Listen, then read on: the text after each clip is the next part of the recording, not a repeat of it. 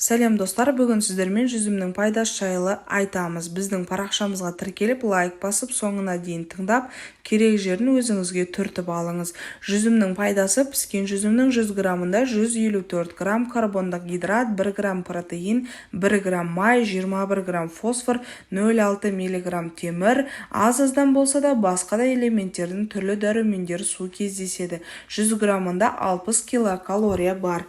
Жүзім құрамында дәрумендер миға өте пайдалы. Түстен кейін қосу жүзім немесе жүзімнің бір кесе таза сығынды шырынын ішу дегенде ми жасушаларына да өте пайдалы. Бұған қоса емдік қасиеті бар амин қышқылы А және Б дәрумені, В1, В2, калий, магний, кальций, силица, йод, цинк, күкірт және марганец секілді микроэлементтерді жүзімнің құрамында кездеседі. Жүзім адамның иммунитетін күшейтеді, жүйкені тыныштандырып, терінің түлеуін арттыра түседі. Ол сондай-ақ аллергия мен буындарда тұз жиналуының алдын алуды таптырмайтын жеміс деп кітапхана KZ мамандарының айтуы бойынша жүзімнің құрамындағы табиғи фруктоза денедегі жұмсалатын қуаттың аз уақытта қайта қалпына келуін қамтамасыз етеді.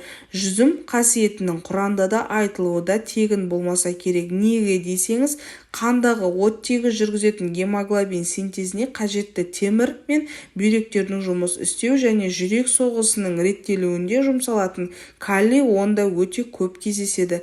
Дәрумендер мен минералдарға қоса жүзімде жүйке жасушалары үшін қажетті 15 түрлі амин қышқылдары бар. Тіпті барлық тіршілік иелерінде 20 шақты амин қышқылдары кездесетінін ескерсек, жүзімнің тамақ мәзірінде алар орны ұғына түскен дейміз.